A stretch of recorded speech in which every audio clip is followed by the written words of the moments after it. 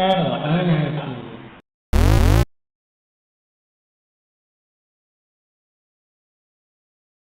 Well, this one sent me down quite the rabbit hole, and I do mean that quite literally too. So, today's game is Samurai Warrior: The Battles of Usagi Yojimbo. And that name sounded very familiar to me, because I thought it was like a character from the original Teenage Mutant Ninja Turtles. And that's technically true, except the character's actual origin is a comic series dedicated to it from well before that cartoon series aired. Well, not well before, I think it was like mid-80s, early to mid-80s when the comics were started, and I think they went on for like way longer than I would have expected a comic series like that to run for, but yeah, so this character who showed up in Teenage Mutant Ninja Turtles actually has his own origins. So let's check out what kind of Commodore 64 game was created around him. So got the auto start here. There we go. So not entirely certain what to expect because I only know the character from Teenage Mutant Ninja Turtles. So clearly Samurai Warrior of some kind. And got some border flashing. So I guess we're gonna find out. I'm gonna guess some kind of swordplay or something. And we got a remember logo. And otherwise not much going on here. Although this particular copyright says 88. So that means this game would have come out 4 years after the comic book was originally created. And that kind of begs the question of if the TMNT show was on at the time or not. I'm not sure. I think so. And maybe that's why this particular character got his own game here, but maybe I'm wrong. Anyway, let's get into it. So, spacebar, intro is done. Do we have some documentation? We do. Okay, I don't think that's how Konnichiwa is spelled, but then again, it doesn't really matter because it's not English.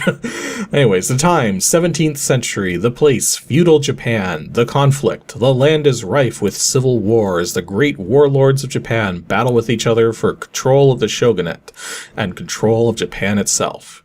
The hero, Usagi Yojimbo, is the warrior who must oppose the dark forces, a lone Ronin rabbit of great skill and endurance. Okay. Wait. The, spacebar Oh, you scroll this one. Okay. You're never quite sure what you're going to get with these documents. This time we've got a character-based scroll. So, Samurai Warrior is a game of combat, subtlety, and manners. Develop your swordplay skills against deadly ninja fighters and crafty bandits, fend off surprise attacks from hidden killers, meet a host of colorful characters and discover if they will help or oppose you. Follow the way of Bushido, the way of the warrior, and be polite, otherwise you can lose karma and make fierce enemies of potential allies. Roam far and wide over the exquisite and detailed graphic landscapes. At least as detailed and exquisite as they can get on a Commodore 64. Okay, this is more like it. Usagi operates in two modes, peaceful mode and fighting mode. Current mode is indicated by the face in the upper left-hand corner of the screen. Switching between the two modes is merely a matter of drawing or sheathing your... I don't think I said that right. Sheathing your sword. Usagi's movements are controlled as explained in the following diagrams. Okay, so I've taken a quick look at this. So there's basically like two stances, peaceful and fighting. When you're in peaceful, if you don't have the fire button pressed, you just do some basic movement. But if you do have the fire button pressed, you can either press down to bow to someone, you can press sideways if you want to pay money to someone, or you can press up if you want to draw your sword and enter fighting mode. Now, once you're in fighting mode, you still have normal movement controls if you don't press the fire button, but as soon as you press the fire button, you get different kinds of attacks going on here. So you can either charge, you can raise your sword up, you can turn around, sheath your sword, run backwards. And yeah, sheathing your sword is what you need to do to actually go back into your peaceful stance. So apparently that's down and back in order to sheath your sword. So yeah, this kind of looks like it's going to be like a combination of both enemies to face, but also non-enemy non-enemies that we have to be respectful towards.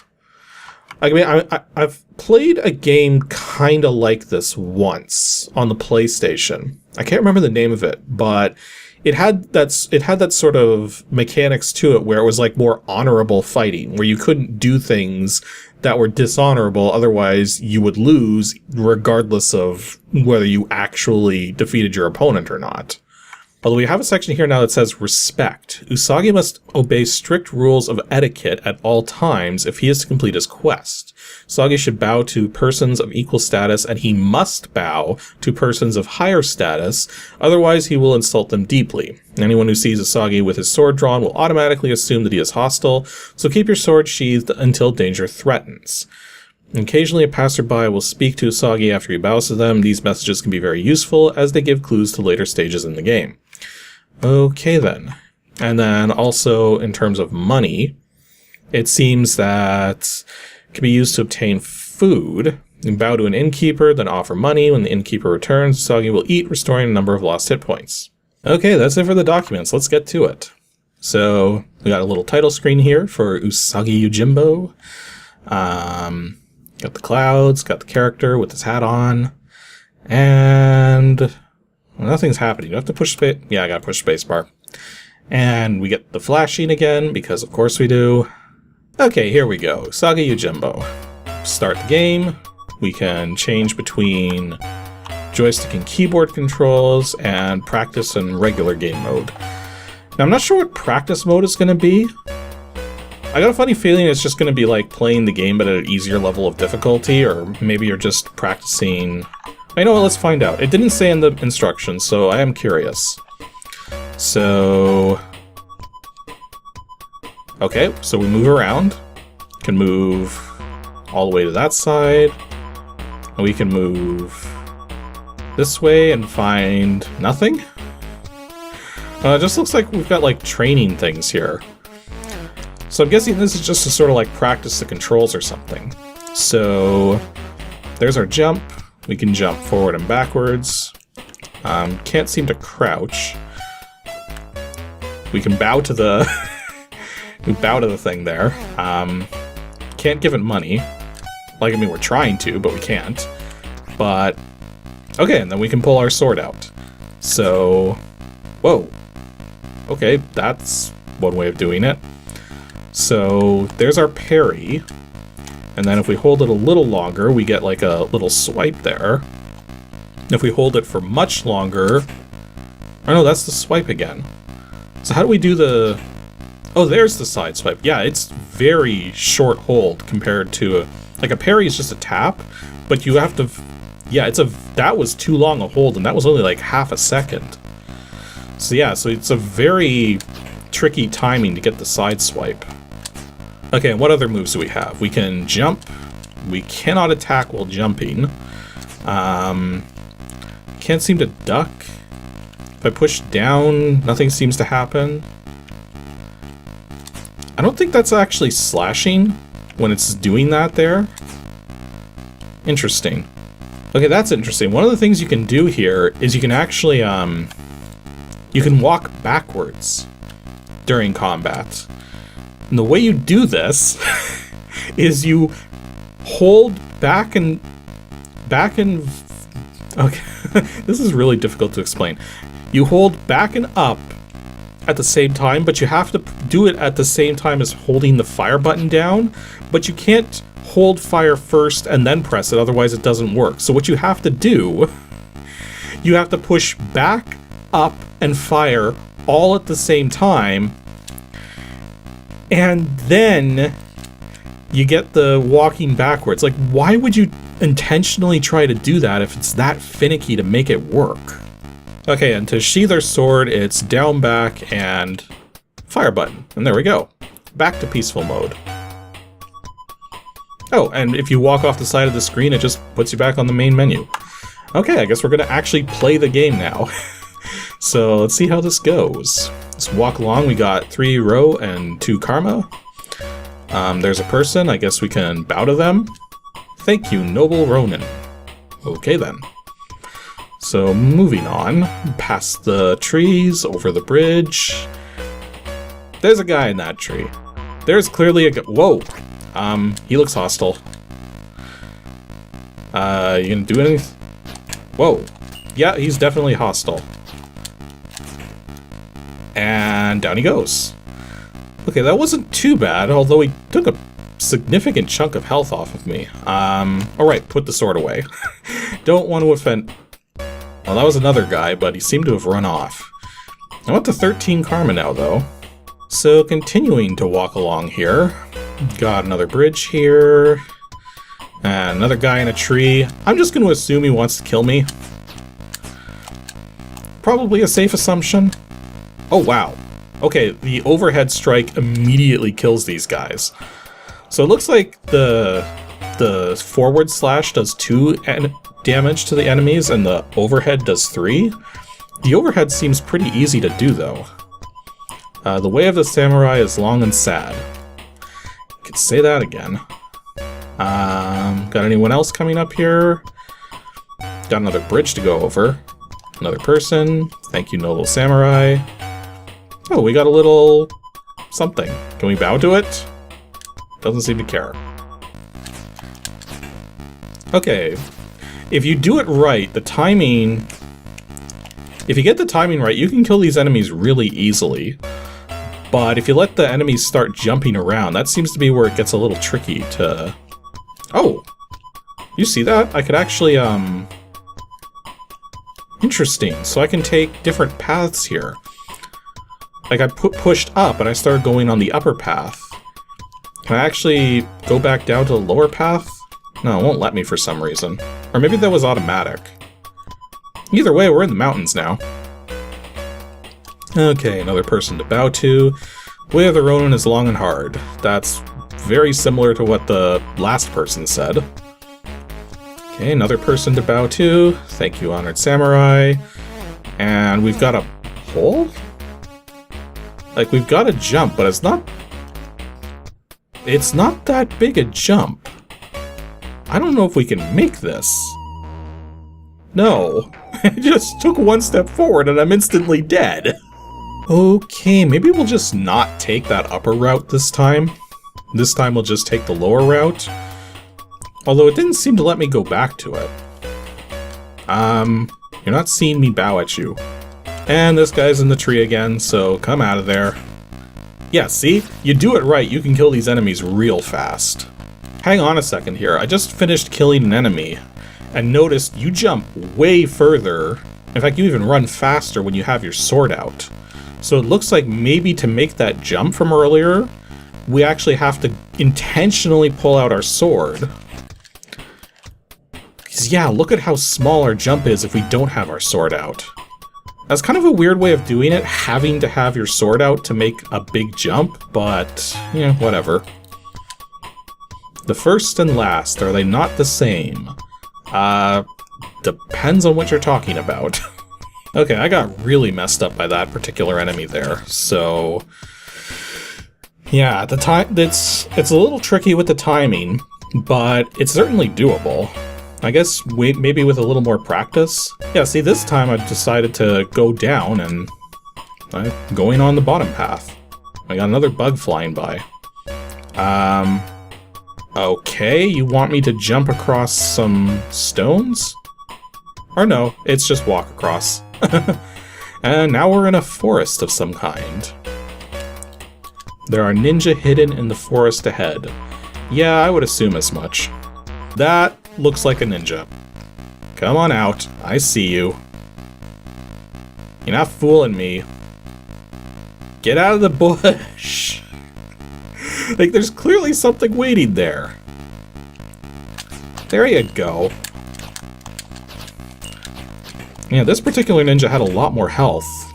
And I did not survive. Okay, one thing that's kind of confusing me right now is I thought I read in the manual that you would carry karma between lives or something like that. But so far the game is being playing as though you only have one life. And if you run out of health, it's game over. So I'm gonna quickly go back to the documentation and see if maybe I missed something important.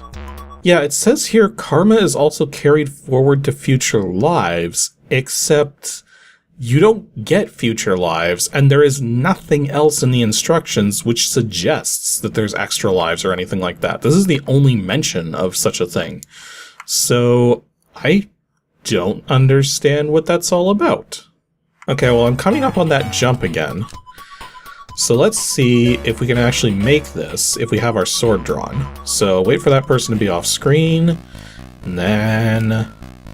Okay, there we go. That's how you make that jump. You gotta pull your sword out, get a running start. Okay, that guy bowed to me, but he didn't seem to do anything. Didn't even say anything. So we got a long mountain path ahead of us with another one of these running jumps we gotta do. So here we go. Okay, that's not so bad. Timing's probably a little tighter than I'm making it look. There he is. What? Okay. What just happened? I'm going to assume I just got assaulted by somebody who was, very not pleased with me for whatever reason. I'm not quite sure. If I could get to that point with more energy, I'll probably have a better chance of, figuring out what that was about, but I have to actually get there with a decent amount of energy left. So the other thing I'm noticing about the controls here is that you do have to be very precise with the position in order for your sword to hit. So it's not that you're trying, it's not like with a lot of games where the position is sort of like very rough. Here, your sword has to land like exactly where the enemy should be in order to hit. Now, conversely, that means the enemy has to do the same thing. The enemy doesn't seem to have any leeway with that either. So it ends up with a lot of like slashing at the air when the enemy just gets behind you and them doing the same because of that. So it's a little weird, but you know, whatever. Although I just managed to kill 3 enemies without losing a single point of health. So that's put me in a good position for the second part coming up. I'm just deciding, should I take the upper path again? Like, I mean, it didn't really have much trouble until the end there. I am curious what was going on with that character that just ran at me with swords blazing. I guess we're gonna find out. First and last, are they not the same? I already saw that one. And I think it's the jump coming up. Oh no, we got this guy first. So, bow to him. Wait for him to move off screen, and then pull the sword so that we can make the jump. The bounty is mine? Ah! Okay, so it's a completely different character this time.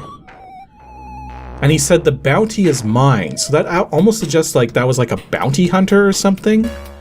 So maybe it's almost like a semi-random encounter? Interesting. Oh, hang on, if you stay on the title screen long enough, it actually puts it into a demonstration mode. And even the demonstration mode is having a difficult time bowing to that guy. Although the demonstration mode gave Usagi 0 karma to start with. Yeah, look at that, he just goes straight for him with the sword. And now he's chasing this guy down? Okay, I didn't think to even try that. Oh, now you got 2 of them? Yeah, this demo seems to be going guns blazing. Oh, and now he kept his sword out, and now he's being attacked by everybody. Apparently, whoever put this demo together had no care for the karma level. And the demo ended as soon as it got to the end of the screen, so... Not exactly the most interesting demo, but... definitely did not proceed as I expected it to. Like, I mean, I can clearly defeat some enemies, or any enemy really, without taking a hit. It's just, the controls do take quite a bit to get used to, because of the fact that there's a delay in your attacks, because of how it's tracking the fire button. Okay, I got 1 hit point left after that fight, so... this isn't looking so good this time. But maybe we'll come across an inn? I can pay someone some money?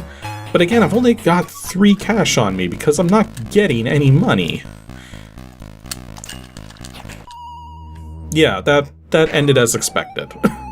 So yeah, that was Samurai Warrior, The Battles of Usagi Yojimbo. And this game, it's hard. And I don't mean hard in the sense that it's too hard or that it's randomly hard or anything like that. I mean, it's hard in the sense that you really gotta dial in how to play this in order to succeed. The controls seem very deliberate in terms of what you're supposed to do, but at the same time, you gotta be like, yeah, that enemy stayed on screen longer.